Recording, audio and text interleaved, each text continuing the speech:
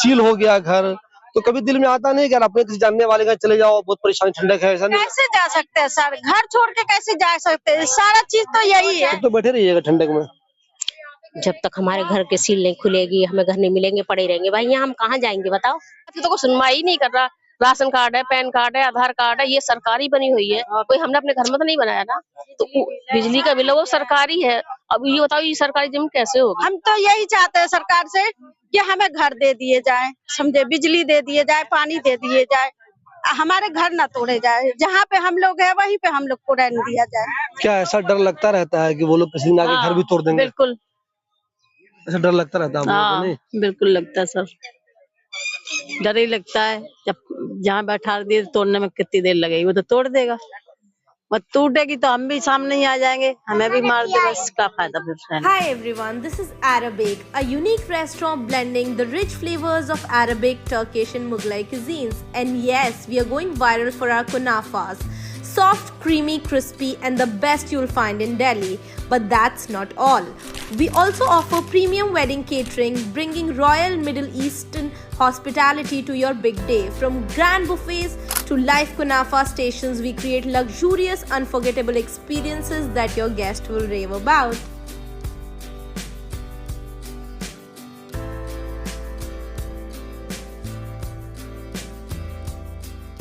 दोस्तों इस वक्त मैं अली गांव में मौजूद हूँ। यहाँ के बारे में हमने पहले भी आपको एक खबर दिखाई थी कि 15 दिसंबर को जब देश में बहुत ज्यादा सर्दी थी, आज भी बहुत ज्यादा सर्दी है, दिल्ली में भी बहुत ज्यादा सर्दी थी, और सरकार एक तरह से लोगों से अपील कर रही थी कि आप लोग इस कड़ाके की ठंड में अपने अपने घरों से बाहर मत निकलिए।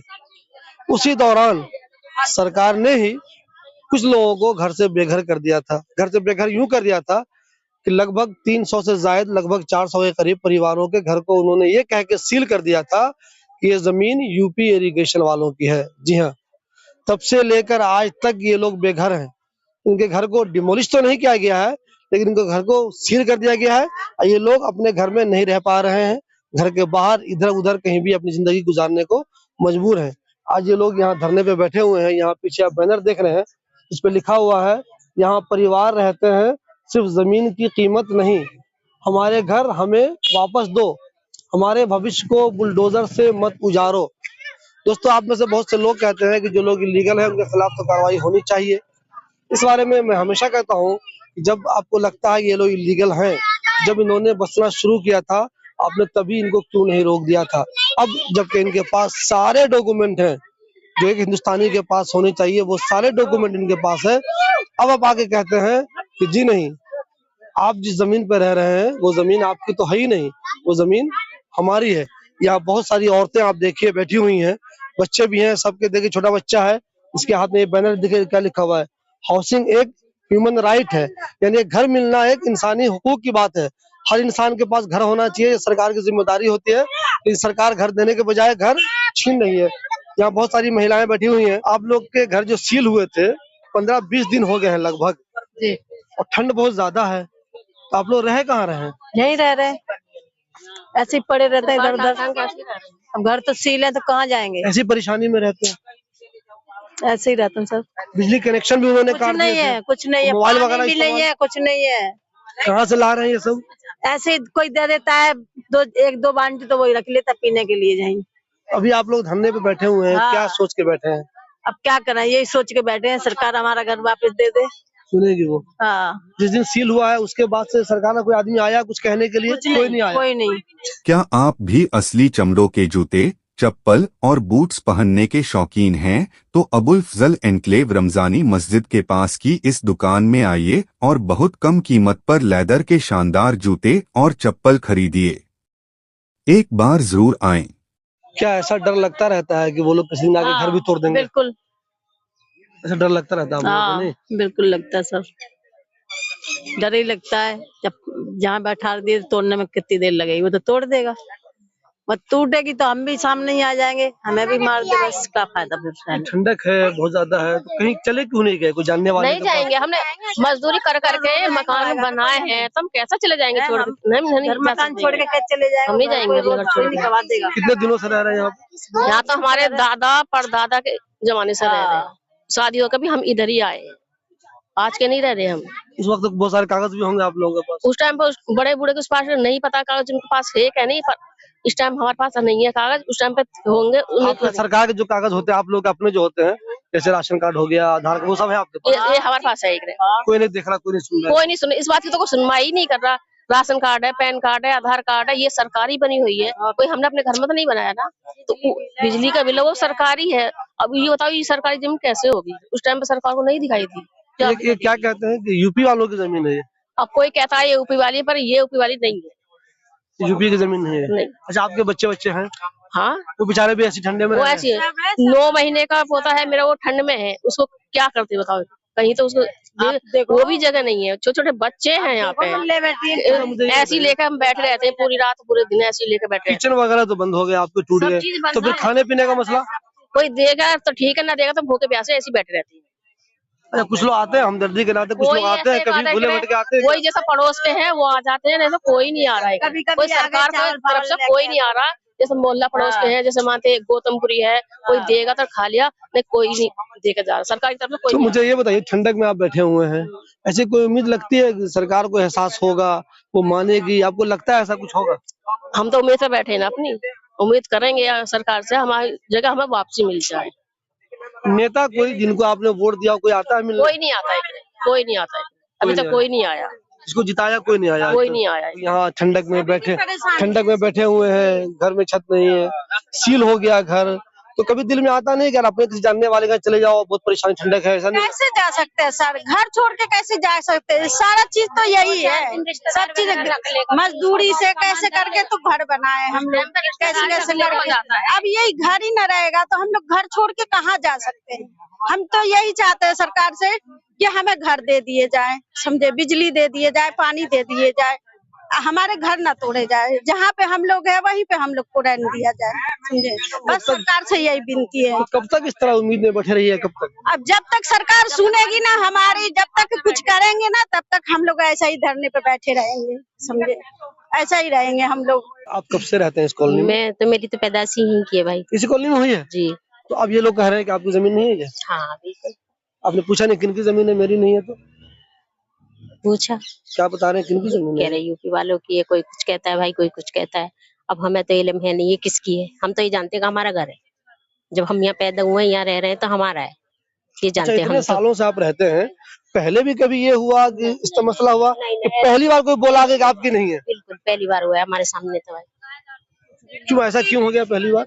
अब भाई ये तो वही जाने जो कर रहे हैं, हमें क्या पता। नहीं मालूम। बहुत सारी सरकार दिल्ली में आई, यूपी में बदले, कोई नहीं बोला कि जमीन हमारी है। ऐसा कुछ नहीं हुआ, अभी हो रही है, यही सरकार कर रही है, वैसा ऐसा कभी कुछ नहीं हुआ।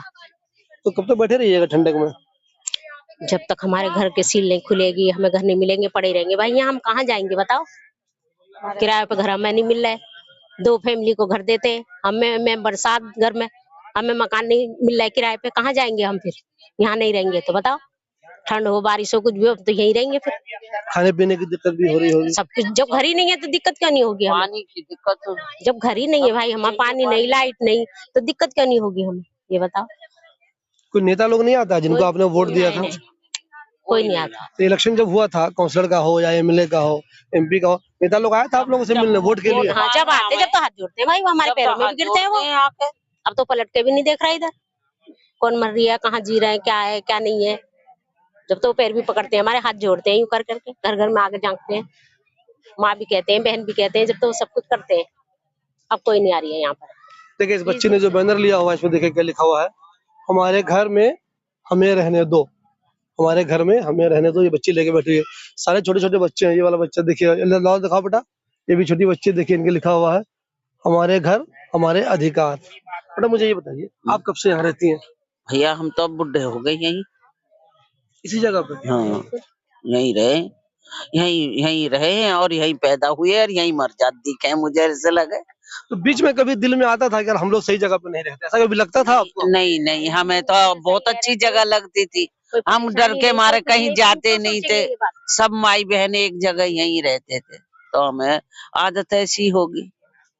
हमने कभी सोचा भी नहीं कि हम कहीं बाहर जगह ले, इतना पैसा नहीं था भाई।